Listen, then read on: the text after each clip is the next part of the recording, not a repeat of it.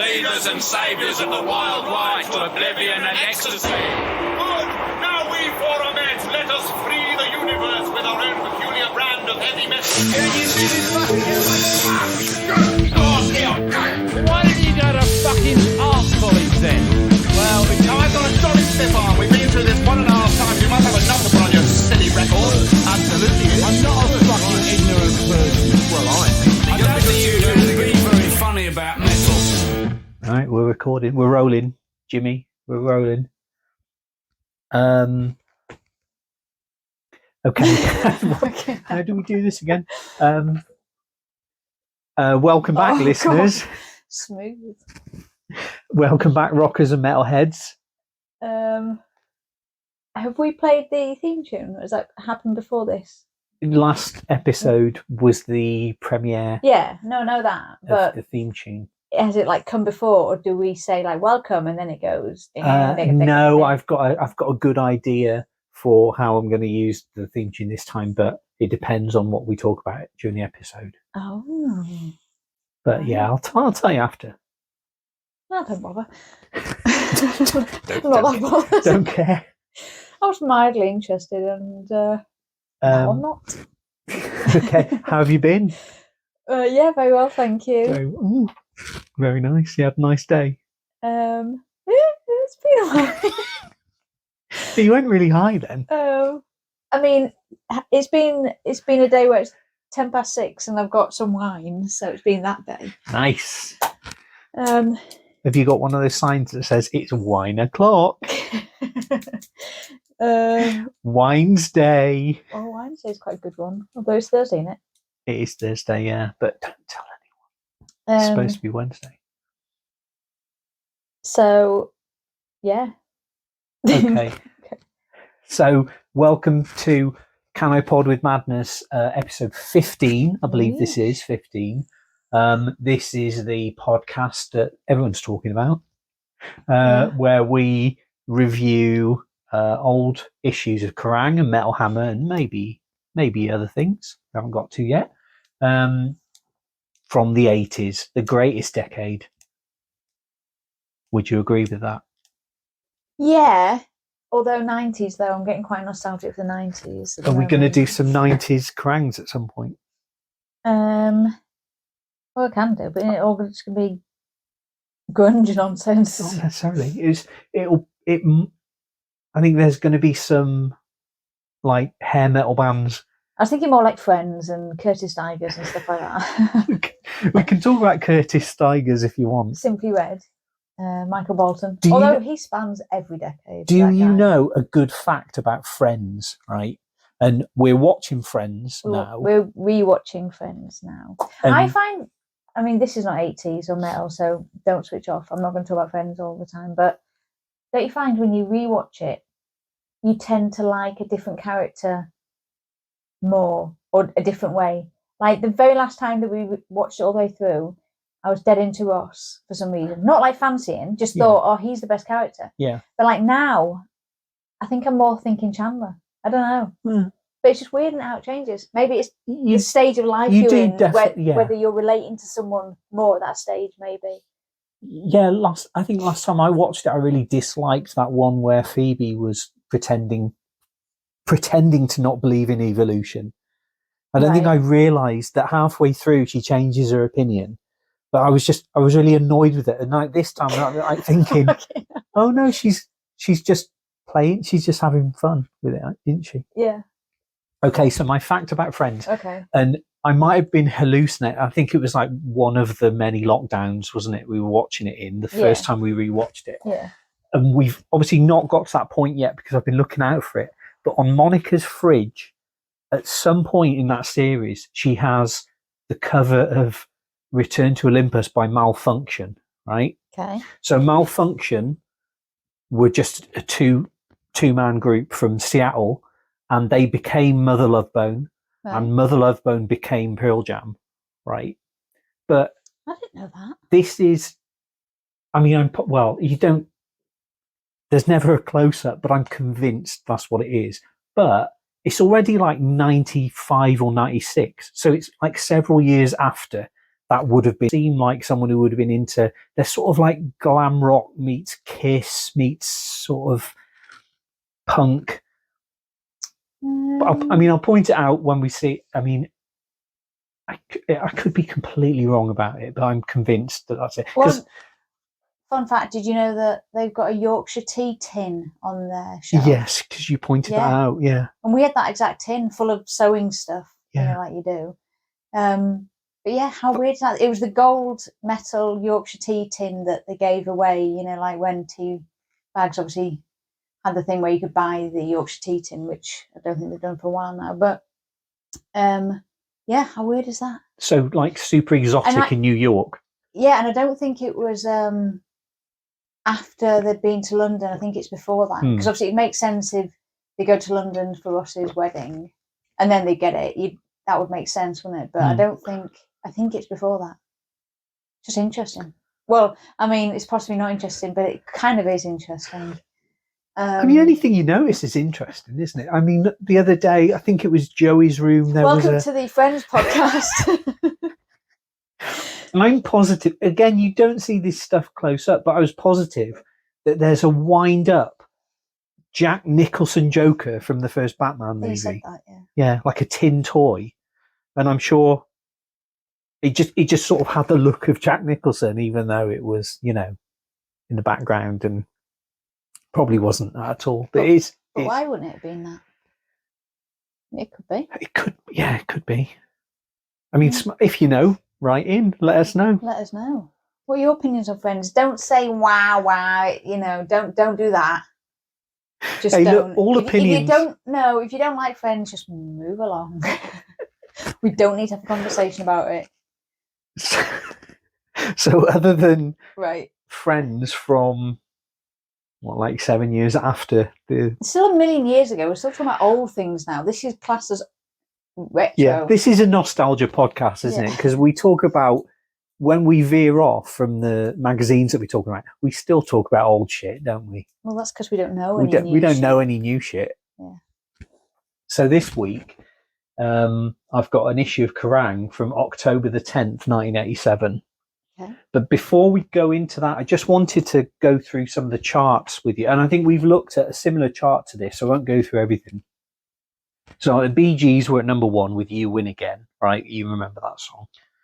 Kiss, our favourites. Crazy Crazy Nights, it was number 5. Nice. Michael Jackson's Bad was at number 6. At number 7 and number 9 was I Found Lovin', right? By the Fatback Band and Steve Walsh, right? Okay. And do you want to tell our listeners who might not know DJ Steve Walsh? Well, I'd say if you don't know Steve Walsh, I would look up YouTube, Limmy and Steve Walsh, and then that'll tell you everything you need to. I mean, it probably won't tell you everything you need to know, but it'll tell you enough. It'll tell you. It might be not what you want, but it is what you need to watch his video. Yeah, I mean, it's not bad, but maybe I've just heard it so many times now that I've sort of got desensitized to his particular. I mean, he's an all right singer. He's an all right singer, all right. But he was a DJ who. I think that record is based on his late night gigs where he would sing along to backing tracks, but he shouts you what over the top of like classic soul numbers. Which, yeah, obviously. Well, he's putting his spin on it. I guess is what he did on his radio show. But anyway, so number 11, Sisters of Mercy, This Corrosion. Do you like that song? Do you know that song? Sing it. Right. Okay. So it goes, hey now, now. Oh, yeah, sing this right. So that's not metal, but it's sort of Kerrang adjacent, isn't it? Yeah, I guess so. It's like goth, but it's produced by Jim Steinman, and it's like this big sort of epic production number, which, I mean, that stood out to me. I wanted to mention it. I haven't written down the number, actually. I did actually save the link of the UK chart. The computer's just gone to sleep, because of course it has. I'm going to have to cut this shit out. Professional. We're professional podcasters.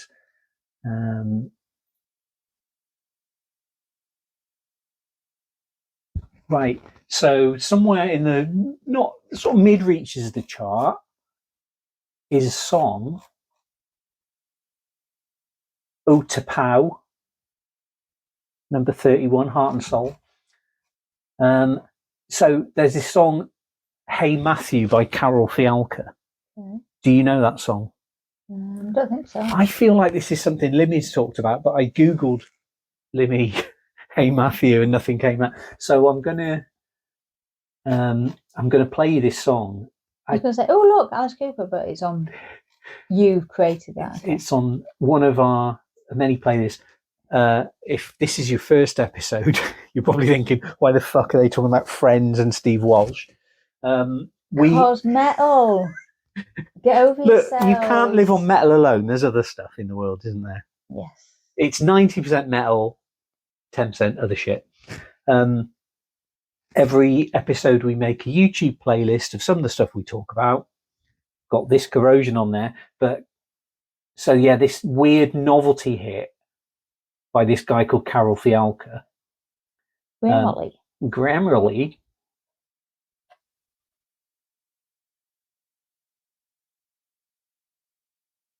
Do you see the guns? Do you see the bombs? See those people throwing all of those stones? Do you see the cars going up in flames? See their faces? Do you know? So you get the idea.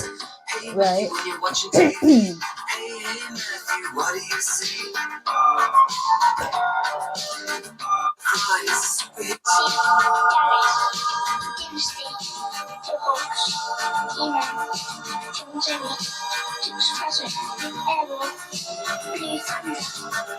This feels like some sort of painful art installation that's meant to mean something, and actually it's just a little bit painful for everyone involved. Well, yeah, it's like, TV's bad, isn't it? You're making kids watch TV and it's all violence and shit. Do you not remember that? No, It was blocked it out. Okay. Well, yeah, there's a little boy in a Spider-Man outfit, which is a pretty good Spider-Man outfit. And he's commenting on the TV of the 80s and the A-Team and shit. He says A-Team well, he's a just lot. listing TV programs. That's not really a comment. Yeah, but I'm surprised you don't remember that. Okay. There you go. Hey, Matthew, Carol Fialka. Is that it? You were just telling me about it? I thought you'd go, oh, yeah, this. No, God, no. All right. So let's... A kid will be a grown man now. I know. Mental. When they made Spider-Man No Way Home, the one that Tobey Maguire and Andrew Garfield and Tom Holland did, I wanted them to put him in it just... I mean, maybe he's in Across the Spider-Verse, which we've not seen. Maybe. Okay, so let's look at this issue of Kerrang. It's number 157. Did you read the newspapers from the back and to the front? And who's this on the cover? Children of the night and the big snow. The only gun on earth is Axl Rose. X Rose. So, like, this is Axl Rose in his sort of, he's got a lot of disguises, right? This is his Welcome to the Jungle disguise, isn't it? Yeah. The only time you ever saw him with like big back comb hair was Welcome to the Jungle. So, in addition to that, Have they blurred out her on his tattoo? that's not blurred. Oh, I thought she had a boobs out. He's got a sexy woman on his arm, but I think it's just a face. I don't think there was a body involved. Oh, okay. It was just the way that the magazine was covered. I thought she had boobs out and they'd blurred it. Well, maybe he added to it later on. Maybe. I don't think so. So in this issue, Halloween, Death Angel, Mötley Crüe, then Jericho, Jethro Tull, Faster Pussycat, Heart, Dio UK tour dates, and win a compact disc player. So That's pretty good. That is exciting. Yeah. So in the news section, do you remember the Hofmeister bear? Yeah. There's a lot of sort of adverts of banks and stuff, and like getting young people to have bank accounts. That's because 80s capitalism. It was a thing, wasn't it? Big money. Like Wall Street. The Midland Bank had those pigs. Yeah. But this is get an LP for 0 pence, and the Hofmeister bear, who was like supposed to be like a kind of cool character that you're supposed to like. Oh, of course he's cool. Look at his hat. He's got he's got like an Arthur Daly hat. He looks like he's gonna. Did you see that scar dancing thing I sent you the other day? I forgot to mention when I sent it to you that it was my like worst nightmare. For some reason, scar dancing just. It was one step beyond in 3 different versions, wasn't it? Yeah, just. I'm not a fan of scar dancing. I didn't know it was a cover. I thought it was just Madness had done it, and I guess some American ska punk band also did it. But he looked like the sort of man or bear who would do some ska dancing. But the jacket's not very ska, is it? The jacket's pure 80s. Well, you've got to wear a coat if you're going out. If he's in a nightclub, he's not going to be wearing the jacket. But would ska boys have worn? I don't know. Obviously, we need to do a bit of research. Oh no! Yeah, I've missed something. So. Oh fuck! I haven't got my glasses. I need to get my glasses. Just talk amongst yourselves. Granddad.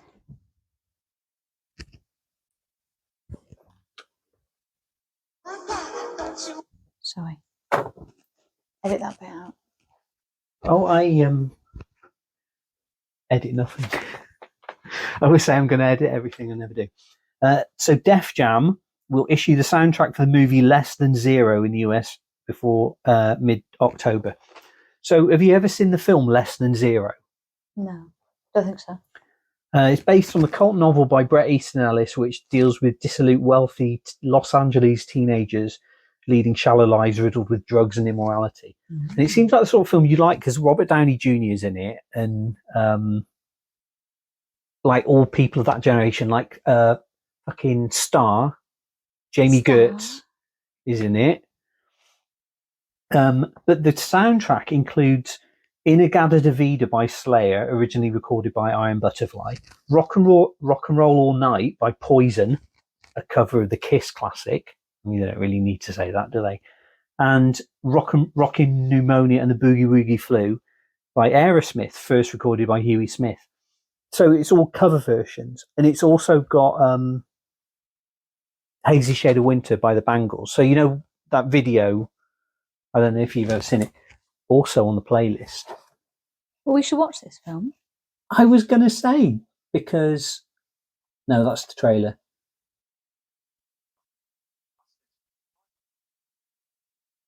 This not a sponsor yet. I'll just turn it down a bit. Yeah, obviously this has got all bits from the filming.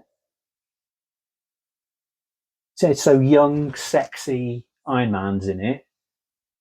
Come on, he's sexy, whatever age he is. True. Has it got Andrew McCarthy? Yeah. Oh my God, why have we not watched this? Mannequins.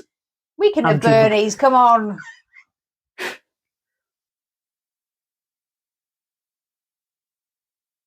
Do you remember watching something and I was positive it was Andrew McCarthy? It wasn't. It was Ant-Man. Remember? Who did you think was Andrew McCarthy? One of the evil suits in Ant-Man. You know, those people who work at the place that's bad, the office, the bad office. And one of the men is Andrew McCarthy, but it's apparently not. But I think it is. Maybe it's his son or something. What? No, it's the same age as him. Oh, he's an older man who looks like Andrew McCarthy. Yeah.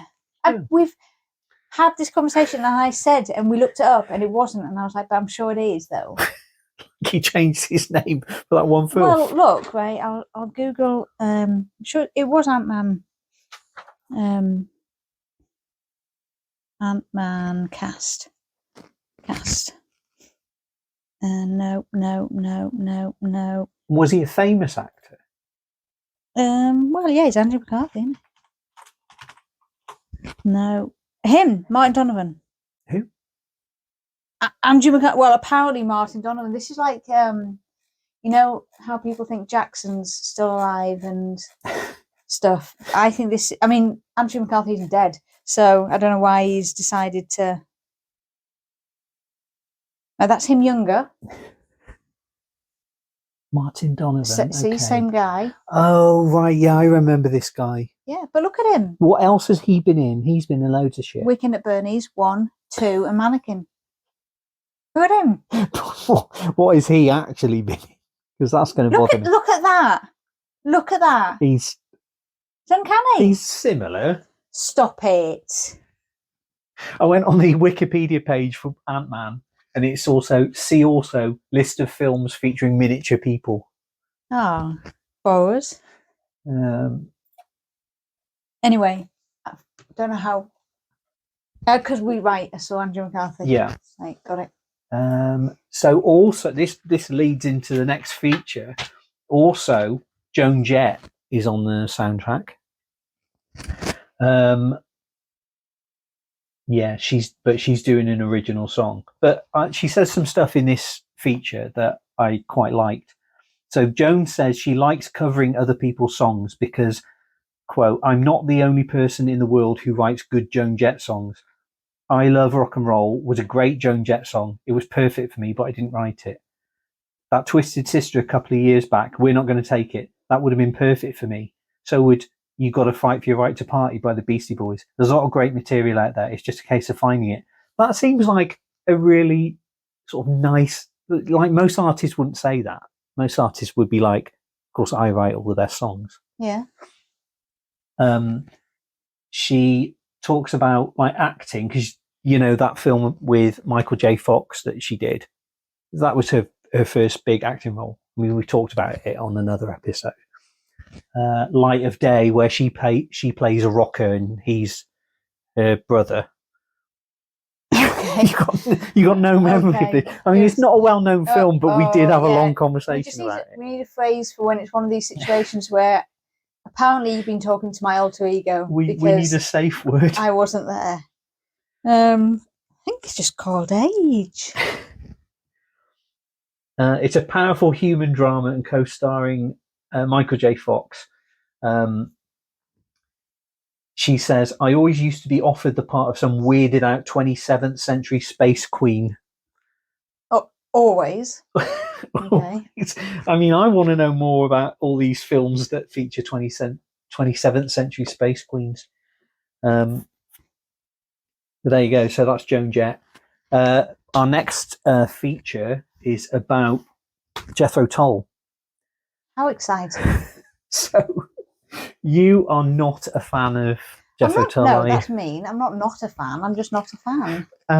Have you never heard any? Because obviously, listeners, I'm a fucking Tull obsessive. So you'll have heard me listening to their stuff, right? So have you never heard anything that jangled your bell?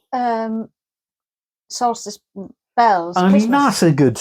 I mean, It's not. I'm not going to. There's certain Christmas songs that are sung by people who are now cancelled, and they're good Christmas songs. Oh, but right. I'm saying it. Basically, my threshold is pretty low. It's a Christmas song. I'm going to like it. I like the Bass Hunter Jingle Bells. If you've not heard Bass Hunter's Jingle Bells, honestly, check it out because that is good. But Bass Hunter's not been cancelled though, has he? No. But yeah, it's and Cheeky Girls Christmas. There's not a bad Christmas But you don't song. like the Cheeky Girls, Even Cheeky Christmas. Craig from Big Brother. At this time of year. That one. I mean, that was a good rendition. Yeah. It sounded like him. I know it did.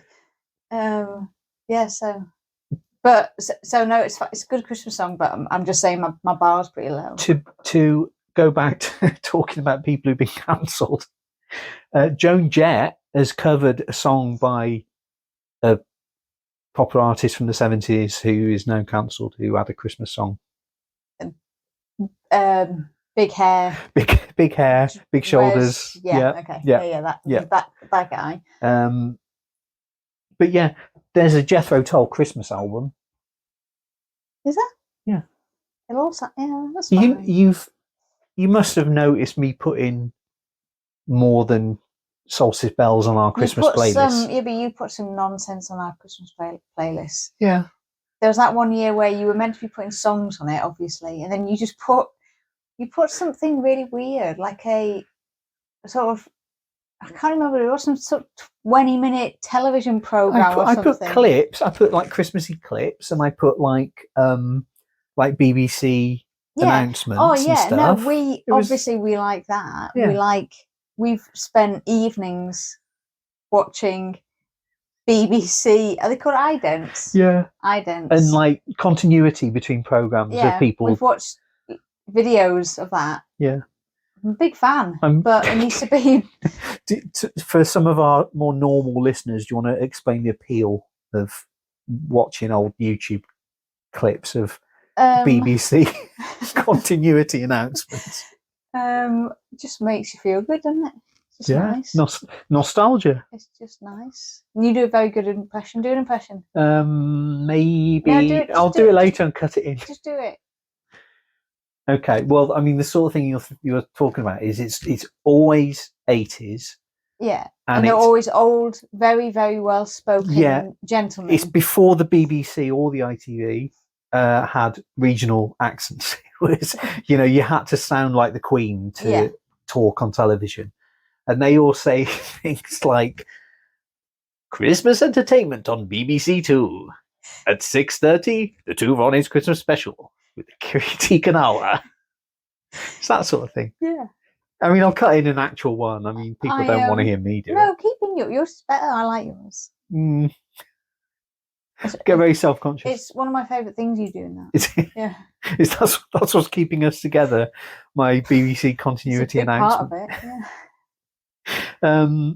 So, the Tull have got they've got a song called A Christmas Song, and they've got a song called Another Christmas Song. And then I can see the pattern. They released a whole album of Christmas songs. Called Christmas songs. There's one called Birthday Card at Christmas. No one wants a birthday Christmas. Last Man at the Party, that's another one. Jesus. But none of them as good as Solstice Bells. Right. Okay. So this article... Did they do Last Christmas? They don't do... No. They do traditional Christmas songs in a sort of folky, jazzy, they do We Three Kings. Flutes and shit, yeah. Pretty good. You should listen to it. I mean, I have made you listen to it in the past, but you just blocked it out. So this article is about the fact that they're kind of coming up on their 20th anniversary, and they're basically saying they're all old men. So I looked it up, and Ian Anderson at this stage, he was 40.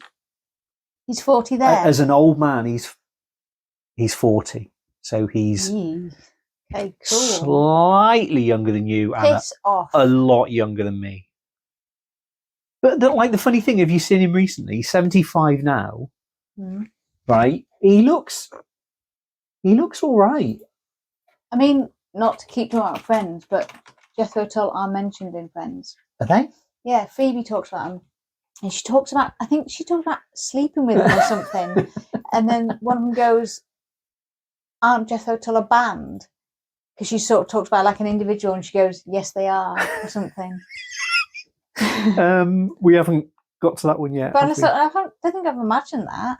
No, now you say it, that rings a bell. But that's him at 75. He looks right. He looks good there. I mean, his voice is gone.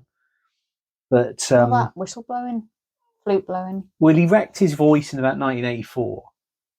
And the whole thing is they did an album called Crest of a Knave, which was kind of a comeback because they did some sort of electronic stuff in the 80s. And then this one was a bit more rocky and bluesy, but people said it was like Dire Straits because he's singing lower and it's just a bit more sort of I mean, it's proper dad rock. My dad actually liked it. Right. Because my dad liked the blues. And I don't think he would have been interested in Jethro Tull's like prog rock or folk rock periods, but he liked a well played guitar. So he had, I think he had Crest of a Name on tape. He had 20 Years of Jethro Tull, which is the box set. And I mean, he might have been a bit dyslexic because he wrote Jethro Tuff, T-O-double-F on the tape. So I always think T-O-double-F. T-U-double-F. Okay. So I always sort of think Jethro Tuff. Yeah, so that's my Jethro Tull story. And there's a cat in the background. Obviously. Jethro Tull, well, Ian Anderson, big fan of Jethro cats. Tull. Right. Big fan of cats. Cool. Wow. And he named a solo album after one of his cats called Rupee. Rupee's Dance. We do that. And for some reason, they've printed a photo from 1976, I believe, which is Ian Anderson with. Well, I mean, do you want to describe this? Well, it's a bunch of ladies with their breasticles out. But they've got like things over the nipples. Nipple tassels. That's actually Pan's People. They wrote some music for Pan's People to dance to. Okay. And yeah, I guess that was a promotion image for that. So moving. And so people fancied him back in the day. I can understand people fancying him now. Like, he looks good. Nice little, he's done that fancy thing with his scarf that I taught you how to do. He's done his scarf nice. He's got a nice jacket on. Like, he'd take you to a nice coffee place when he can get you coffee and probably a pastry. Nice. But younger days, I mean, like, I can talk my hair at the moment, but it's funny that we've stopped on this photo because the headline that goes along with it is, quote, "Nobody could deny I looked great in those tights." He wore tights a lot in the 70s. I know. I think some people could. That's him. It's just not a look that appeals to me. That's really early on. That's like blues period. Great coat. If straightness had never been invented, my hair would not be dissimilar to that. But you wouldn't have a beard and a flute though. I wouldn't have a flute. Could attempt at a beard. So around about this time, or maybe a little bit after, there was a documentary called Fish and Sheep and Rock and Roll. And it was on Channel 4, and I'll put it on the playlist. And I was saying you're going to make me watch it. It's an hour of. There's about 10 minutes of music in it and 50 minutes of Ian Anderson on the phone talking about his farm because he bought a salmon farm in like the late 70s. Like a fishing one. And like there's this whole program, and it's hard to know who it's aimed at because it's just long, people like your dad, boring stuff about farming. But my dad doesn't like fishing. Yeah, but not fish farming. I don't know what fishermen like. Probably you got some interest in it. Maybe they were thinking, yeah, but people who like Jethro Tull would want to see the band and hear the band.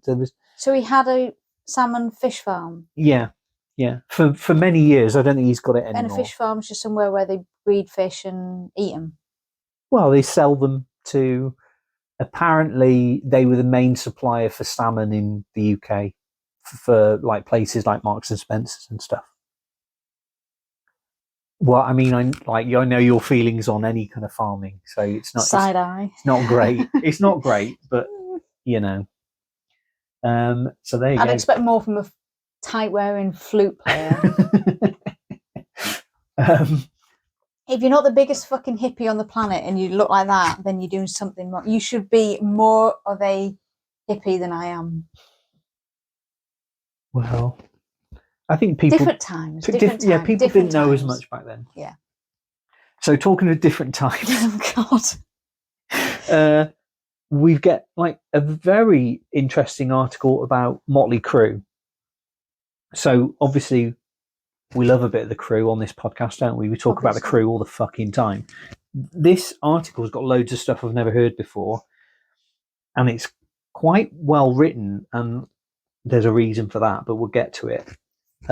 So it mentions that they've got their own Learjet, I think this is the Girls, Girls, Girls tour. They've got their own Learjet. And the nose of the Learjet was going to be tattooed with the new Mötley insignia, a bent over blonde stripper in garters. Okay. Sadly, not a photograph of that. We can all imagine it. The Behave. graphic design it's red lettering on a dark blue background, so it's very hard to read. I was reading Heat at the hairdressers the other day, and they still do stuff like that. Do they? They had really bad text on, and it was like badly printed, and I just thought, Was it as bad as this? Because I literally can't read some of this. it was really bad, and it's really surprised me. So Heat, what you do? I mean, don't read Heat, but yeah, I mean, red small text on a blue gradient background is fun. Enjoy. I mean, where it gets lighter, you can sort of read it. I will try with this bit. Maybe you need young eyes. Young eyes. During the trip, the crew admire the many swimming pools speckling the landscape below. Speckling the landscape below. How poetic. Nikki Sixx, who as chief songwriter is the acknowledged brains of the outfit, announces, quote, "I want a pool the shape of a pussy." Okay. It went from poetic to exactly what you'd expect. A loud beeping sound from the cockpit reminds the crew of flying hijinks from the band's 6-year past, like the time Vince Neil took the pilot's controls and nearly crashed into another plane. Fucking hell. Why would you let Vince Neil anywhere near a fucking plane? I would be asking at what point in history this was, and maybe suggesting that, yeah, we steer Vince Neil to safer hobbies. Yeah, I mean, this is after that. Is it? Yeah. Oh my God. All the time. Boys will be boys, eh? All the time, the group's plane lost power and the wheels had to be manually cranked down. Quote, "We were all going, oh my fucking God, our career's over," says Nikki Sixx. Imagine being on a plane and Vince Neil takes it. I would throw myself out that plane and just save the hassle of the next 5 seconds of me going down with it. I wouldn't actually. No, I wouldn't get in a plane with Mötley Crüe because that would be stupid. Yeah, it's a death wish. There's some good pull-out quotes with the photos. So Mick Mars, quote, "My brains are oatmeal." Same. Vince Neil. I hard relate to Mick Mars now. Old and just slightly forgetful. Vince Neil, "If the crew hadn't happened, quote, I would be one of those guys in Hawaii that rents you jet skis." Yeah, he totally would. Tommy Lee, quote, "I had a dream. I wanted to play the drums upside down." And Nikki Sixx, quote, "I don't understand U2's music. It's too serious. They bum me out." Okay. I mean, I can relate with some of it. Occasionally, the crew do make a suggestion. The liner notes on Theatre of Pain asked fans to send in pictures. Quote, "You know what kind we like." Oh my God. The band received 4,000 Polaroids of body parts. Is that all? "I've always thought of us as the psychiatrists of rock and roll," says Sixx, "because the kids come to see us, get all this anxiety and pent-up aggression out.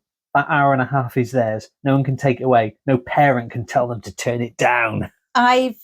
When I've needed to psych myself up for, things, I've listened to Mötley Crüe, so I fully agree with that.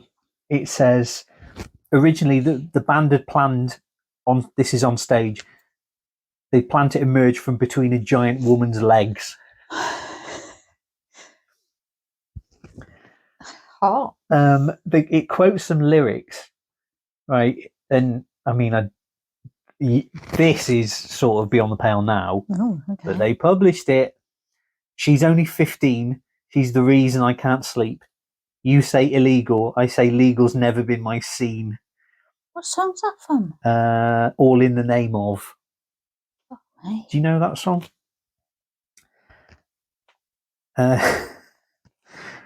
So they're talking about Vince Neil. To be interviewed, he has to be pried from chatting up two leggy models who are staying in the room next door. He marvels that even though the models had spent the entire previous night hanging around in his room, they didn't tear off his clothes. It's okay, he says with a gleeful laugh, laying the foundation before you build the skyscraper. And it says he still calls everyone dude and skateboards backstage. In the midday, in the blazing Arizona heat, Mick Mars is nursing a hangover. He's got the curtains drawn, watching an episode of Kung Fu on TV. Mars, the least social of the crew, looks like Paul Williams wearing an Addams Family wig. Born in Indiana, the son of a factory foreman, Mick moved to California when he was 8. He changed his name, he says, because the initials were BAD, and it was bad luck for me. Twice divorced, he says he's, quote, real picky about girls. There's too much disease going around. I would want to know whether he divorced them or whether they divorced him. His hobbies are his Corvette and dabbling in his 8-track home studio, though he can quote extensively from Penthouse's forum. He admits, I'm not too big on reading. Okay, there's some more good quotes. Tommy Lee has the most tattoos of anyone in the band. I like the fact they had to explain what tats I was going to say, I wouldn't have understood. He's now married to Heather Locklear. Marriage is great.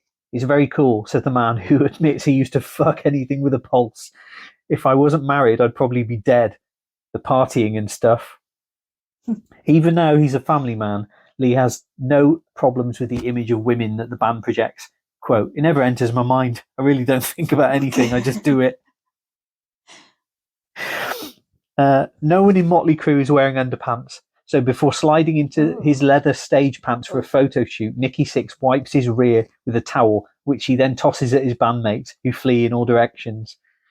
We're on tour again, cries Vince Neil.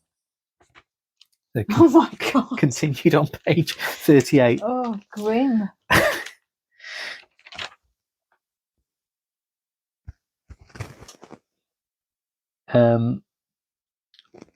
One result of Nicky Sixx's addiction, or his problems with addiction, is the song Dancing on Glass, which declares, I've been through hell and I'm never going back to Dancing on Glass. Quote, I'm not mellowing out, he says. I'm just street smart about it. Street smarts. Mellowing out would kill the Motley image, but how long can it continue? Sixx now lives surrounded by antiques in a spotless house. Something warm about old things, he says, and his impending marriage to Vanity seemed to dampen his self-destruct views. So they talk about his marriage to Vanity, who was like one of Prince's protégés in the dirt, and obviously that all went terribly wrong, but at this point, obviously it's, it's all going kind of quite nicely. So I'll just finish off with the end of the article. It's 5 p.m. the day before the show in Phoenix, and Nicky Sixx is poolside, drinking a Bloody Mary and eating a platter of shrimp. A proud mother brings over her 4-year-old son, Tommy, to meet him. Quote, he knows all your music, she says. Hi, Tommy, says Nicky, shaking his tiny hand. What do you want to be when you grow up? Tommy, shied into muteness, shrugs. Then Nicky asks, a rock star? Then the little boy nods.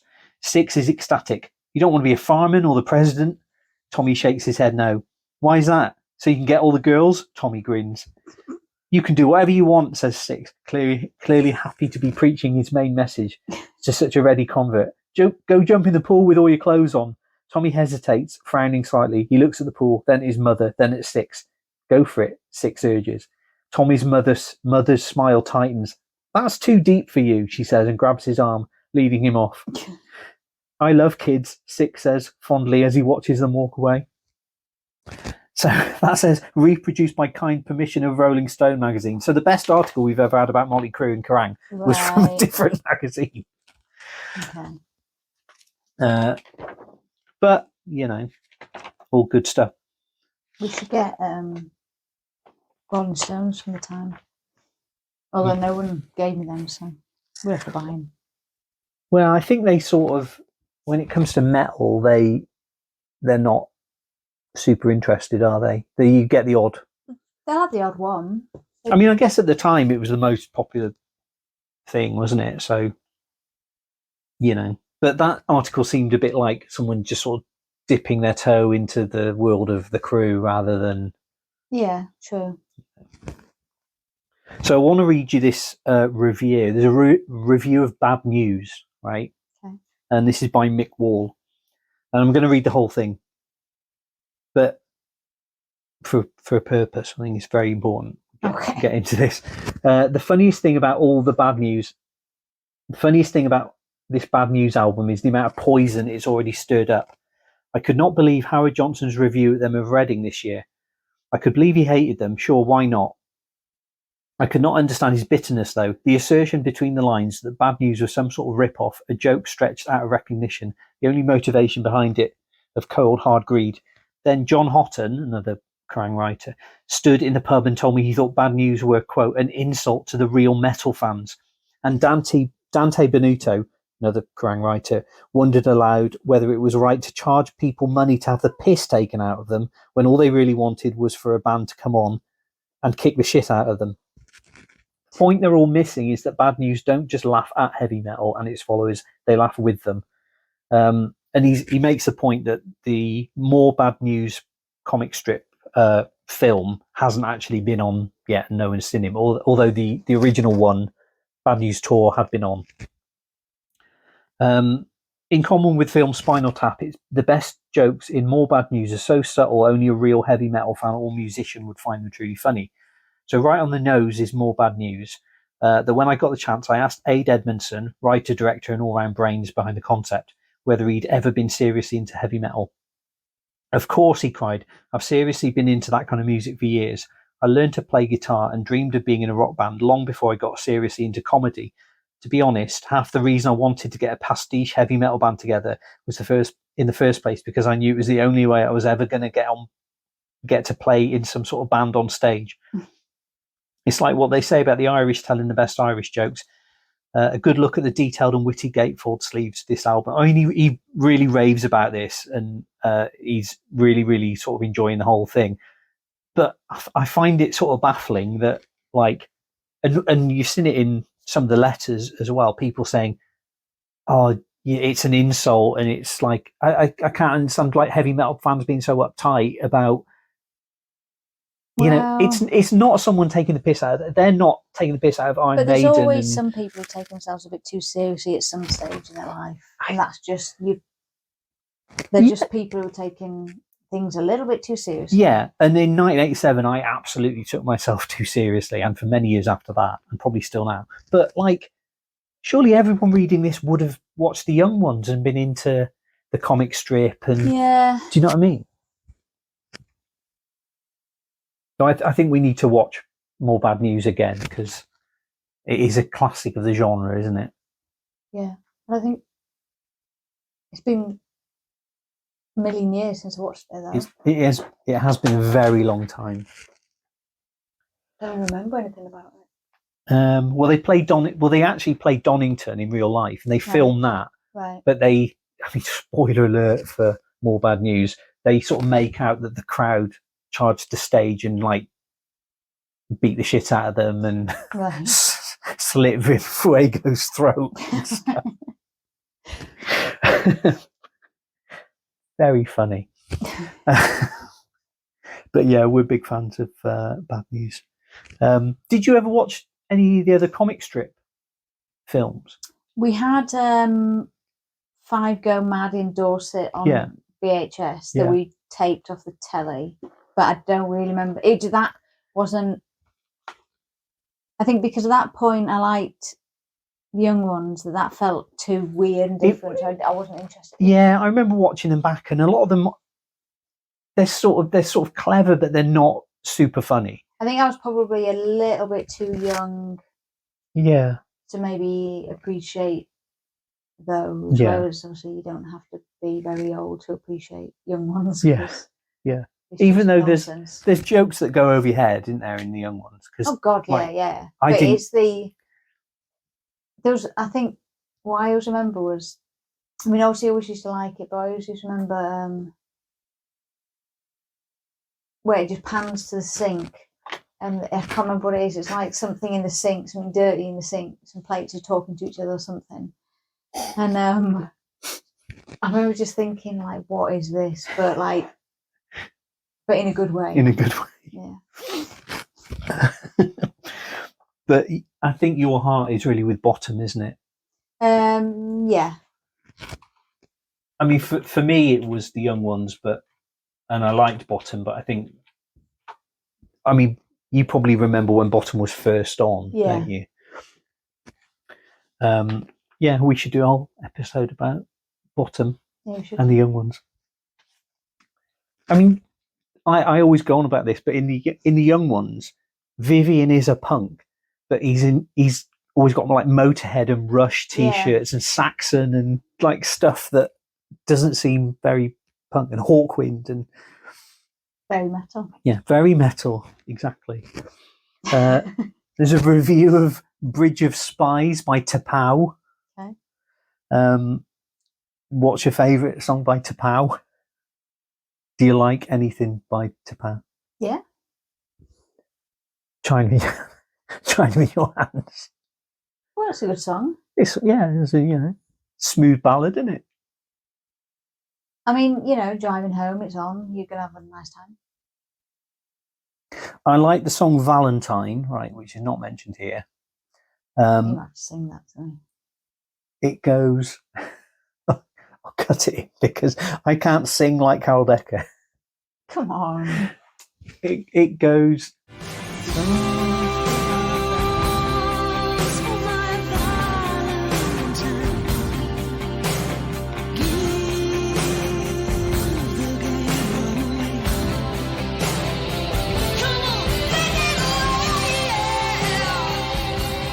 It wasn't as big a hit. It was a single, but it wasn't. No offense to you singing, but I don't recognise it from that. Right. Why is she called Tapau? They're named after a character from the original Star Trek. I believe it was Spock was supposed to have an arranged marriage to a woman on Vulcan, and she was called T'Pau. Oh no, I'm absolutely wrong. She was called T'Pring, right? T'Pau was the high priestess who was going to marry them. Right. So there you go. There's some Star Trek trivia for you. So were they big Star Trek fans? I mean, must have been. Or maybe they just thought it was an interesting name. Well, it is an interesting name. This is exactly how I sang it. You like this? Yes. And I'll tell you why. Right? No taste. This sounds exactly like a Marillion record. Right? Right. If you pitch the vocals down a bit, and if the guitar was better, it would exactly be a Marillion record. And my theory is, right, because obviously Marillion were like super big in like mid 80s. This is just getting into the late 80s. They saw that, they thought, we'll have a bit of that and we'll make records. Do you know what like Marillion always made me think of? When we used to live in our old house. Yeah. And our neighbours got home and I heard this noise. What's that? And they were like parked outside but playing Kaylee so loud that it was loud in the house. So it had gone through the windows weren't open of the car. So it's in the car, out into the open, then into our house, and it was still loud. So that's how loud it was. And then came out and then had just the biggest argument like next door. Do you remember? And I don't think I was there, was I? I don't know, but it was like a proper argument. So like I wonder whether they were they arguing when Kaylee was playing, like they can't have been arguing when Kaylee was playing that loud, because you wouldn't be able to hear each other in the car. Like there's no way, because it was that loud. So they got out of the car, they came in the house and then had a huge argument. But maybe it's just interesting to know, well, where did the argument, or maybe they put on Kaylee thinking this will stop the argument, but it didn't. I don't know. Maybe they were arguing about who was the better singer in Marillion. Maybe. Fish or Steve Hogarth. Maybe. Do you think now, whenever either of them hears Kaylee, they get a bit anxious? Probably, because that wouldn't have been on the radio. That would have been on a CD or something in the car, wouldn't it? Because Or maybe they were listening to like absolute 80s. It was number 2 in the charts. It was a big hit. But we listen to a lot of the radio. And when have you ever heard? When was the last time you heard that? Sadly, it feels like the sort of song that wouldn't just turn up on the radio. It feels like a sort of song you'd listen to. So maybe it meant something to them. Who knows? Maybe she was called Kaylee. Maybe. Okay, so we're coming to the end of our tight 40, but there's just a few. There's just a few things You I want. just swore at me. I did. Not like that. Oh. You just flipped me off for no reason. Well, I Rude. mean, it's all this talk of Mötley Crüe, isn't it? I'm feeling a bit rebellious. Well, behave yourself. It's me. There's a article about Faster Pussycat, Okay. and there's just a couple of things I wanted to read out that. So, what's the story behind a newly written song, "Slip of the Tongue"? Then I don't know what the hell Timey was writing about that. Timey Down was the singer. Faster Pussycat. I don't know what the hell Timey was writing about there. Greg laughs. This is Greg. Pussycat. Greg Steele. Greg Steele is a good name. Greg Steele is 50% a good name. It's a good one. We should look up Greg Steele and see what his real name What's is. your band name? Greg. Big in call yourself, Greg. His real name's Alan Steele. So he's really gone mental and called himself Greg. I don't know what the hell time he was writing about there. Greg laughs. Sounds dirty though, doesn't it? I don't know. It might be about anal sex. I'm not really too sure. Lovely. Yeah, I thought that was worth... So this is a member of the band saying, I'm not sure, sounds dirty, might be about anal, let's sing it, cool, let's go. That is Greg all over. Okay. Fucking Greg. So let's look at View from the Bar. I want to read an article from View from the Bar. 72-year-old heavy metal rock fan, Madge Main, has just been taken to court by a county council for allowing rock bands to rehearse in a hall that she owns.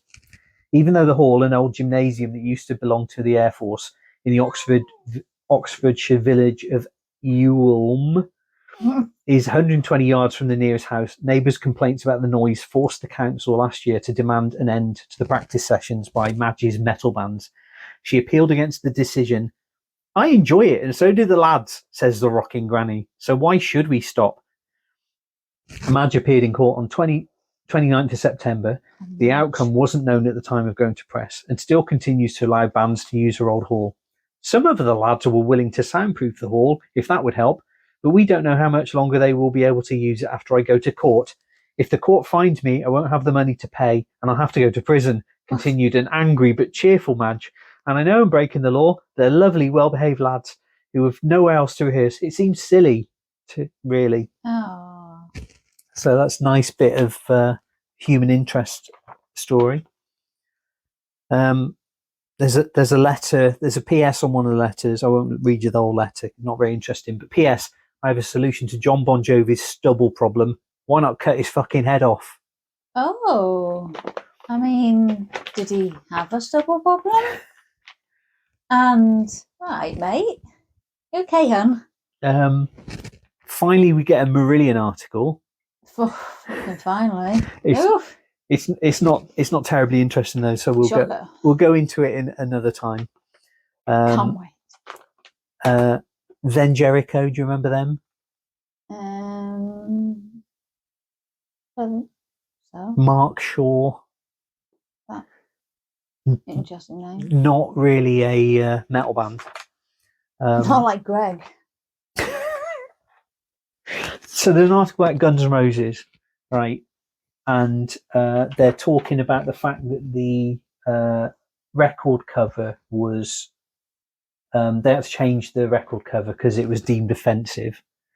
There's a sort of robot that looks like it's about to sexually assault a woman. And do you know that cover? So they changed it to the cross with the skulls. And better. The band have also hit trouble for the video for Welcome to the Jungle. MTV insisted that a scene which shows Steven Adler kissing a girl on the shoulder whilst in bed had to be edited out. That sounds saucy. I mean, it's saucy as hell. That So sounds highly romantic. Maybe it was just too romantic. so I wanted to show you this picture of the band. So you've got Izzy Stradlin. He's just doing his nails, having a fag. Yeah. Slash is with a young lady who's got her arse out for no particular reason. Nice ass. Duff McKagan is just holding some chains. Yeah, well. And Steve Adler is just having a laugh with his drums, holding a cigarette. And Axl Rose, I mean, would you like to describe what's going on in this? He's in a cowboy hat, hanging out with a dog. I mean, A dog that looks sort of like the sort of dog that would be on, like it's a bit pseudonymous, but it's a bit like it looks like a dog that would be on Fraggle Rock or something. But not the Fraggle Rock dog, not the sheepdog, but like it would be on Fraggle Rock. Like it would have a sort of funny personality because you can't see its eyes. That it's obviously that's quite funny. It would be quite a funny little character. I thought that was just quite a sweet picture because you usually see Axl as the sort of troubled, angry person. Just starts waiting on him. Kicking the shit out of photographers and stuff. He just seems like he's just smiling. He's got a little dog. Well, everyone likes dogs. So that's our issue of Kerrang. Before we go, do you like food? Yeah. Okay. Give me a number between 1 and 230. 222. 222. Okay, so I'm going to read from Mosh Potatoes, which is the heavy metal cookbook, which I think was bought for us by musician Oliver Gardner, creator of the theme tune. You should get the Coolio cookbook. Why is that cat eating something off the floor? I mean, you know what they're There like. wasn't food on the floor. So we've got highly doubtful tea cake with very suspicious cream.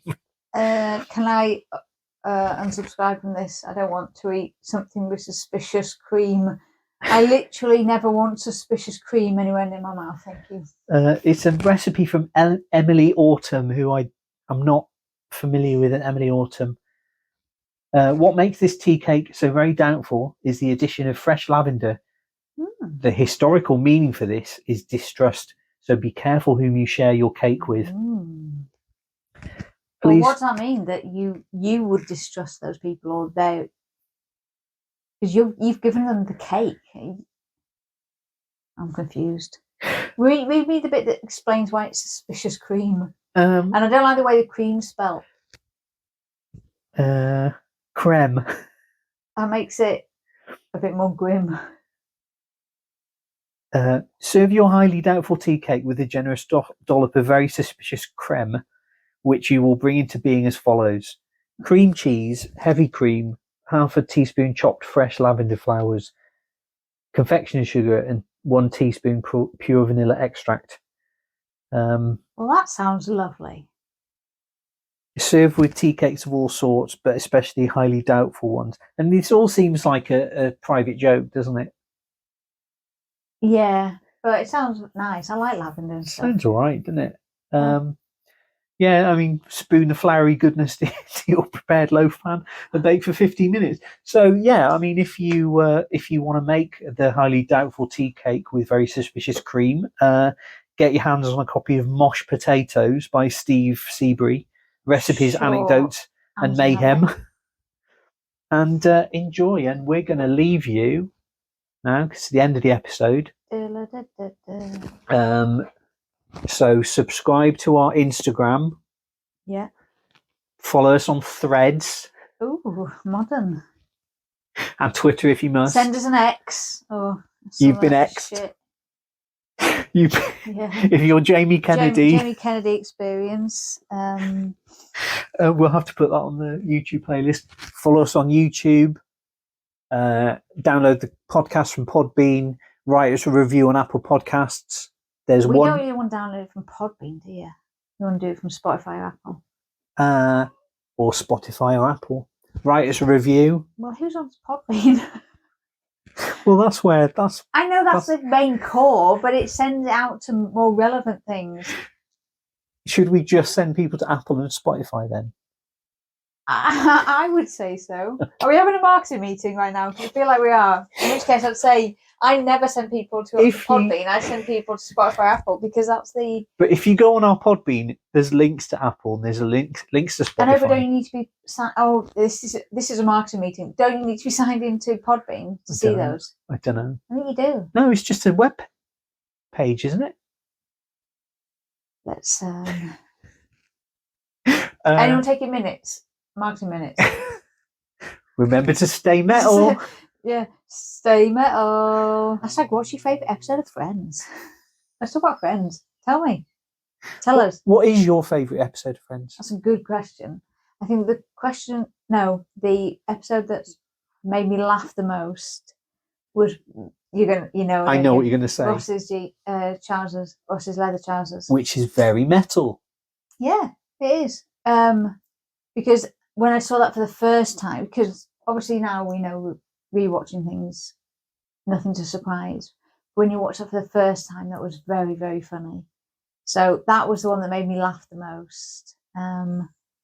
But it's funny because obviously, we've gone into a Friends podcast again, but we're watching it and it does make you laugh stuff, doesn't it? Yeah. We're enjoying it. Yeah. So, and this is like, we watched it all the way through not that long ago, really. Yeah, and there was a point when it was on E4 and all you ever saw was Friends, and I thought I never want to watch Friends ever again. But we went back, we watched it, and I enjoyed it. Yeah. But we started watching it again because I said I want to watch it, and it makes me think of autumn, and we're coming into autumn. So Lovely. Yeah. But anyway, stay metal. And remember to watch Friends. Yeah.